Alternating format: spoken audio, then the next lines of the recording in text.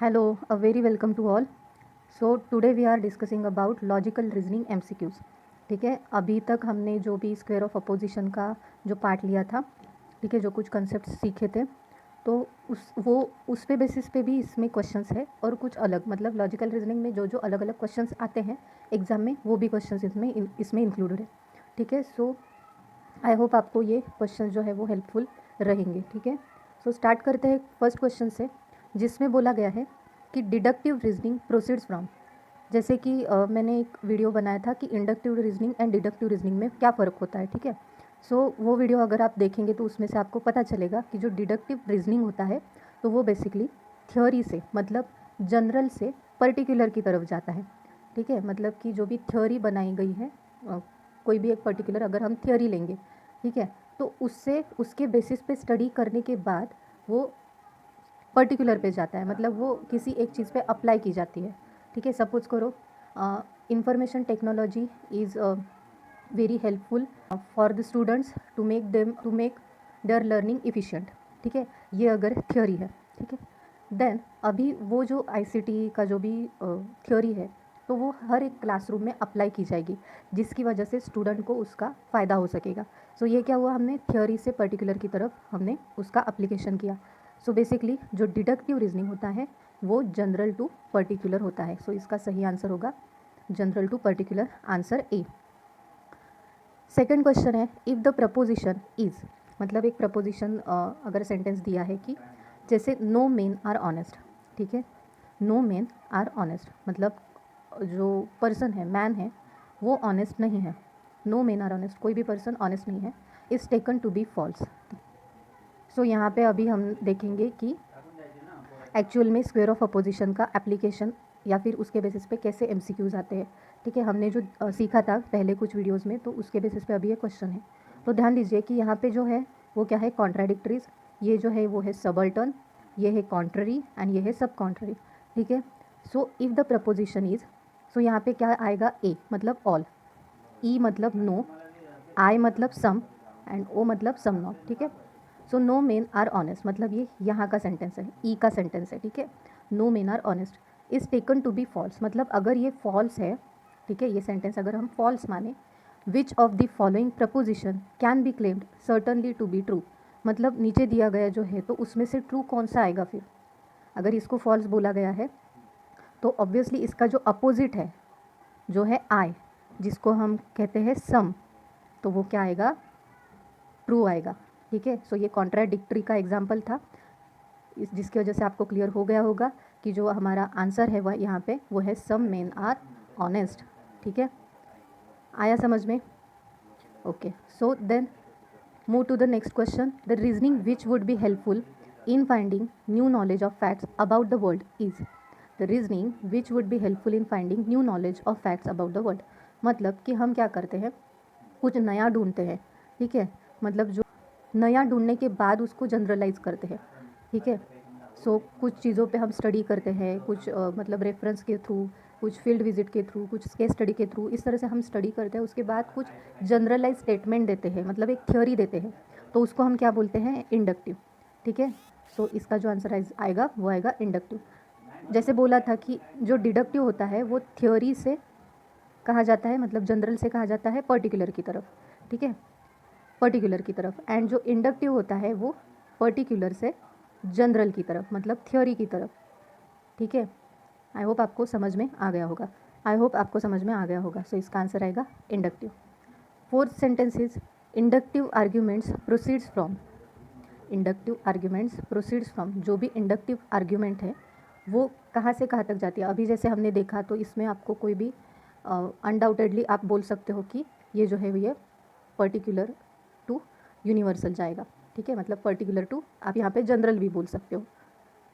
ठीक है, next question is all republics are grateful and some republics are not grateful. Can not both be true. अभी यहाँ पे देखो, can not both be true, ये जो है ये रूल हमने कॉन्ट्राडिक्टरी का जो वीडियो अगर आप देखेंगे पिछला वीडियो तो उसमें ये रूल दिया है can not both be true. तो ये क्या है, कॉन्ट्राडिक्ट. जो आपको प्रिंसिपल स्कूल प्रिंसिपल का जो एग्जांपल दिया था उसमें तो वो यहाँ पे अप्लाई होगा। And they can not both be false, this is called as, इसका आंसर क्या आएगा, कॉन्ट्ररी, क्योंकि ये डायरेक्टली रूल के बेसिस पे क्वेश्चन पूछा गया है। ठीक है, सो आप यहाँ पे कॉन्ट्राडिक्टरी ऐसा आंसर दे सकते हो। Question number 6, identify the reasoning in the argument. Use of teaching aids in the classroom to enhance learning is important in similar way as that of the use of ICT for production of knowledge. ठीक है, ये sentence जो है तो ये इसमें से कौन सा सेंटेंस है, मतलब कौन सा रीजनिंग यहाँ पे बताया गया है। ठीक है, टीचिंग एड मतलब कि क्लासरूम में जो भी हम अलग अलग इंस्ट्रूमेंट्स यूज़ करते हैं सिखाने के लिए, कि जिसकी वजह से सीखना जो है वो और इफ़िशिएंट बने, इज़ इम्पॉर्टेंट मतलब जो है टीचिंग एड जो है वो इम्पॉर्टेंट होते हैं इन सिमिलर वे, सेम तरीके से, as that of the use of ICT for production of knowledge, मतलब नॉलेज को प्रोड्यूस करने के लिए जैसे हम ICT का, इंफॉर्मेशन टेक्नोलॉजी का जैसे यूज़ करते हैं, वैसे ही टीचिंग एड्स का यूज़ हम क्लासरूम में लर्निंग को इम्प्रूव करने के लिए कर सकते हैं। सो यहाँ पे बेसिकली आपको इस पर एक वीडियो अगर मैं बनाऊँगी कि ये जो है वो सिमिलर वे, मतलब क्या कि अगर जब दो चीज़ों में कंपैरिजन किया जाता है तो उसको हम बोलते हैं एनालॉजिकल। ठीक है, यहाँ पे अगर लाइक जैसा भी वर्ड आए ना, कि यहाँ पे अगर सिमिलर वे की जगह पे लाइक ऐसा वर्ड रहता कि use of teaching aids in the classroom to enhance learning is important like that of the use of ICT for production of knowledge.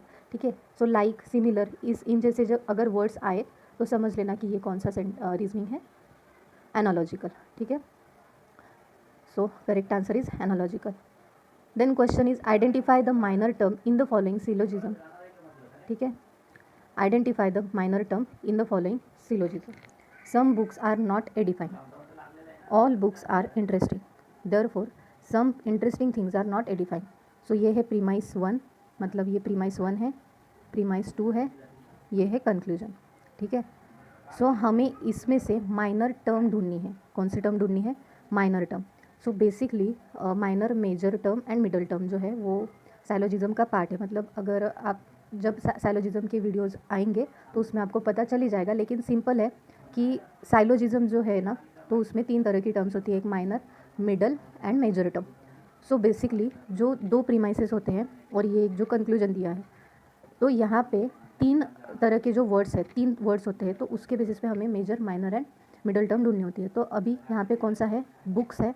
ठीक है, एडिफाइंग है एंड इंटरेस्टिंग, ये 3 वर्ड्स यहाँ पे दिए गए हैं। ठीक है, सो यहाँ पे हमको क्या करना है कि therefore some interesting things are not edifying. अभी जो कंक्लूजन है, तो कंक्लूजन में जो नहीं आया है वो क्या रहेगा, मिडल टर्म। ठीक है, कंक्लूजन में बुक्स ये वर्ड नहीं आया है, मतलब बुक्स जब अगर दोनों प्रीमाइसेस में कॉमन दिया रहेगा तो उसको हम बोलते हैं मिडल टर्म। अभी आपका क्वेश्चन रहेगा कि माइनर टर्म कौन सा होता है। सो बेसिकली कंक्लूजन को हम अभी देखेंगे। कंक्लूजन में some interesting things are not edifying. So यहाँ पे अगर हम इसको डिवाइड करें, ठीक है, बुक्स, एडिफाइंग, इंटरेस्टिंग।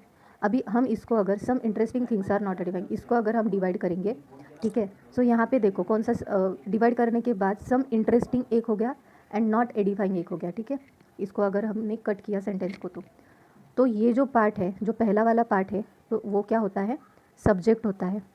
ओके, एंड जो नेक्स्ट पार्ट होता है वो कंक्लूजन का प्रेडिकेट होता है।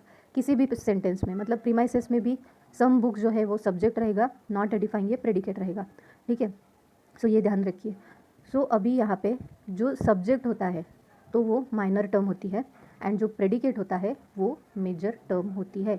सो इन शॉर्ट हम यहाँ पे देखते हैं कि माइनर टर्म मतलब सब्जेक्ट, मेजर टर्म मतलब प्रेडिकेट एंड मिडल टर्म मतलब जो कॉमन है। ठीक है, कॉमन इन प्रीमाइस। ठीक है, बोथ प्रीमाइसेस में जो टर्म कॉमन है तो वो आएगी हमारी मिडल टर्म। सो अभी इसके बेसिस पे हम देखते हैं कि हमारा जो आंसर है वो क्या रहेगा। So our answer should be subject of conclusion and predicate of second premises.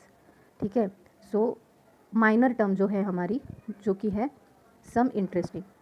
So conclusion में जो माइनर टर्म है सम इंटरेस्टिंग, तो ये कहाँ कहाँ पे आपको दिखाई दे रही है कि सब्जेक्ट ऑफ कंक्लूजन, मतलब ये जो सब्जेक्ट है कंक्लूजन का तो वहाँ पे, ठीक है।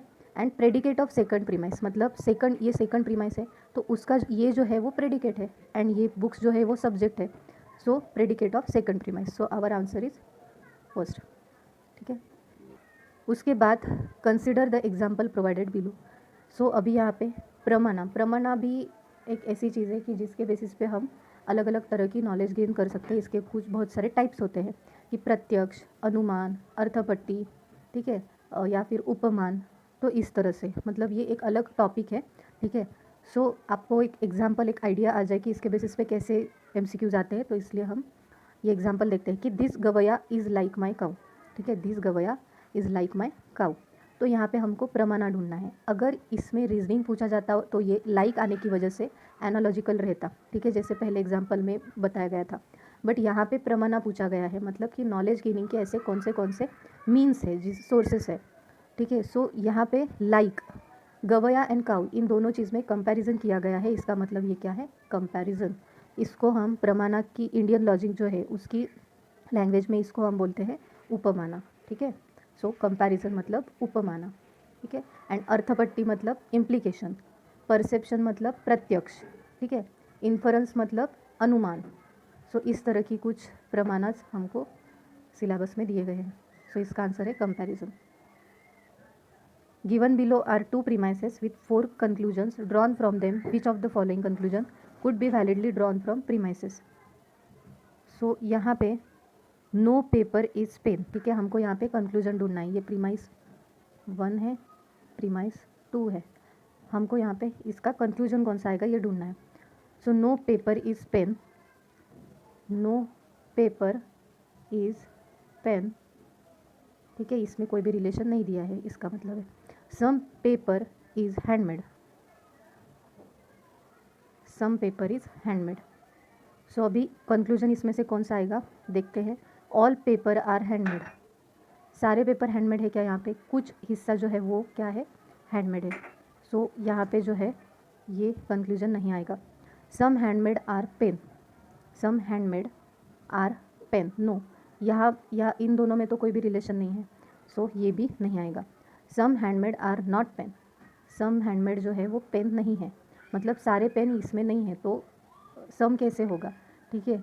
तो मतलब हैंडमेड जो है वो पेन का हिस्सा है, सो ये आंसर यहाँ पे आएगा। All handmade are paper, all handmade जो है वो पेपर है क्या, नहीं, थोड़ा सा हिस्सा ही पेपर है, सो ये भी नहीं आएगा। So answer is some handmade are not pen. When subject and predicate in both the premises are same, दोनों प्रीमाइसेस जो है subject and predicate in both the premises are same but they differ in both quantity and quality is known as. अभी हम यहाँ पे diagram निकालते हैं। ये है कॉन्ट्ररी, सब कॉन्ट्ररी, सबल्टन, सबल्टन, ठीक है। सो ए, ई, आई एंड ओ, ओके। सो यहाँ पे अगर हम इसको डिवाइड करेंगे तो यहाँ पे आएगा पॉजिटिव, यहाँ पे आएगा निगेटिव, मतलब ये क्या है, क्वालिटी है, ठीक है। एंड अगर हम ऐसे डिवाइड करेंगे तो यहाँ पे आएगा पर्टिकुलर और यहाँ पे आएगा यूनिवर्सल, ओके। सो ये है क्वांटिटी। सो ऐसा कौन सा है कि जो बोथ में डिफ़र करता है, मतलब दोनों में सेम नहीं है, वो सेम दिखाई नहीं देता है। तो अगर हम ए एंड ई में अगर देखेंगे तो यूनिवर्सल कॉमन है, मतलब जो उसकी क्वांटिटी है वो सेम है। आई एंड ओ में देखेंगे तो भी क्वांटिटी सेम है, ई एंड ओ में देखेंगे तो भी उसकी क्वालिटी सेम है, एंड ए एंड आई में देखेंगे तो भी उसकी क्वालिटी सेम है, मतलब पॉजिटिव है। सो ऐसा कौन सा है कि जिसमें दोनों डिफ़र करते हैं, तो है वो है कॉन्ट्राडिक्टरी, मतलब कि ए एंड ओ की जो क्वालिटी एंड क्वांटिटी दोनों डिफरेंट है, मतलब ओ की निगेटिव है एंड ओ जो है वो क्या है, पर्टिकुलर है। ए जो है उसकी पॉजिटिव है एंड वो क्या है, यूनिवर्सल। वैसे ही ई एंड आई का भी आएगा। So our answer should be contradictories, okay. I hope आपको आज के जो क्वेश्चंस हमने लाए थे वो अच्छे लगे होंगे। एंड अगर आप चैनल पे नए हो तो लाइक एंड सब्सक्राइब ज़रूर कीजिएगा, जिससे आपको आने वाली वीडियो की नोटिफिकेशन मिलती रहेगी, ठीक है। So thank you so much.